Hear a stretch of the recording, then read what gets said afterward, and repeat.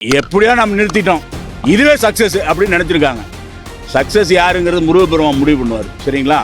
நீதிமன்றம் இந்த விஷயத்தில் தலையிட்டு நல்ல முறையாக சென்று கொண்டிருக்கும் போது தேவையில்லாத விமர்சனங்களோ இல்லை வாதங்களோ தேவையில்லைங்கிறது எங்களுடைய கருத்தும் கூட. கடந்த 1ஆம் தேதி நீதியரசர் திரு ஜி.ஆர். சுவாமிநாதன் அவர்கள் வழங்கிய தீர்ப்பினை எதிர்த்து கலெக்டரும் அதே போல இங்கே கோவில் துறைப்பிலையும் அவங்க ரிட்டு மேல்முறையீடு செய்திருந்தாங்க, ரிட் அப்பீல் தாக்கல் பண்ணியிருந்தாங்க. அதனுடைய அடிப்படையில் இன்றைக்கு 2 நீதியரசர்கள் அமர்ந்துள்ள அந்த டிவிஷன் பெஞ்சில் இன்றைக்கு அந்த வழக்கானது இப்போ நடந்து முடிஞ்சது. அதுல அந்த ரிட் அப்பீல்ல அரசு தரப்புல கேட்டிருந்தாங்க, அந்த 1ஆம் தேதி தீர்ப்புக்கு தடை விதிக்கணும், ஸ்டே விதிக்கணும் அப்படி சொல்லிட்டு கேட்டிருந்தாங்க. ஸ்டே கிடையாதுன்னு சொல்லிட்டாரு மேதகு நீதியரசர்கள்.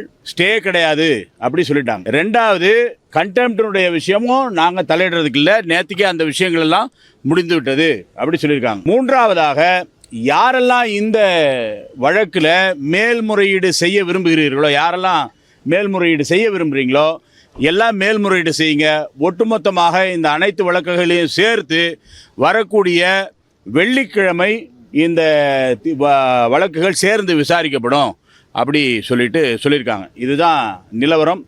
அதனால் மேற்கொண்டு நீதிமன்றத்தினுடைய அந்த ப்ரொசீடிங்ஸ், அதனுடைய நடைமுறைகளினுடைய அடிப்படையில், இந்த வழக்குகளுடைய விஷயங்களுடைய அடிப்படையில் மேற்கொண்டு திருப்பரங்குன்ற தீபத்தூணில் தீபம் ஏற்றக்கூடிய விஷயங்கள் நடக்கும். இருந்தாலும் கூட தொடர்ச்சியாக நீதியரசர் அதில் சொல்கிற போது ஒரு விஷயம் சொன்னார், இந்த அரசியலமைப்பு சட்டத்தை ஒரு கேலி கூத்தாகி கொள்ளக்கூடாது, அது எதுவுமே போயிட்டுனா சும்மா புக்கு மாதிரி அது ஆகிடக்கூடாது, அந்த மாதிரி விஷயங்களை கொஞ்சம் கவனித்து கொள்ள வேண்டும் என்ற ஒரு குறிப்பு கொடுத்துருக்காரு. அங்கே வந்திருந்த அனைத்து மூத்த வழக்கறிஞர்கள் மிகப்பெரிய டெல்லியிலிருந்து கூட வந்ததாக சொல்கிறாங்க.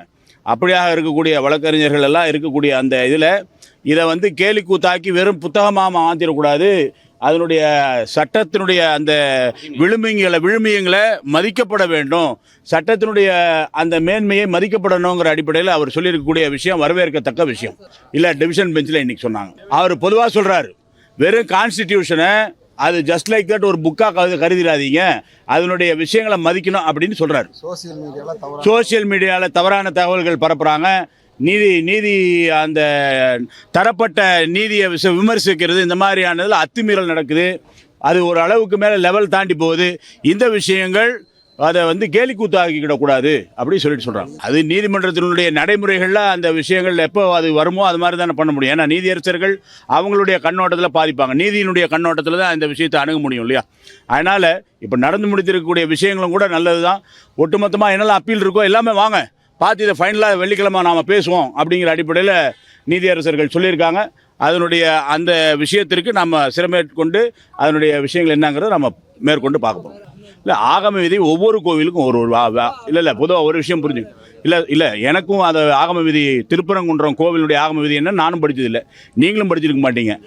இல்லைண்ணே நாம் இப்போ பேசுவோம். ஒவ்வொரு கோவிலுக்குமான ஆகம விதிகள் ஒவ்வொரு மாதிரி இருக்குது. பொதுவாக கார்த்திகைன்னு சொல்லிட்டு சொன்னால் கார்த்திகை 1ஆம் தேதியிலேருந்து மாதம் முழுக்க தீபம் ஏற்றுறது ஒன்று. இப்போ உதாரணத்துக்கு பரணி தீபம்னு வாங்க, திருவண்ணாமலை அன்றைக்கி ஏற்றுறது 2வது நாள் ஏற்றுவாங்க. இப்போ வைணவ சம்பிரதாயத்தை பின்பற்றக்கூடிய 3வது நாள் ஏற்றுவாங்க. இப்படி பல வகையான சம்பிரதாயங்கள் இருக்குது. எந்த சம்பிரதாயம் சரியோ அப்படிங்கிறது. ஒரு தரப்பு என்ன நினச்சிருக்காங்க, எப்படியோ நம்ம நிறுத்திட்டோம், இதுவே சக்ஸஸ் அப்படின்னு நினச்சிருக்காங்க. சக்ஸஸ் யாருங்கிறது முருகப்பெருமான் முடிவு பண்ணுவார். சரிங்களா? அதனால் இந்த ஆகம விதி, ஆகமம் இல்லாத விதி இதெல்லாம் பேசுறதுக்காக தான் மேற்கொண்டு அப்பீல் மற்ற விஷயங்கள்லாம் போயிருக்காங்க.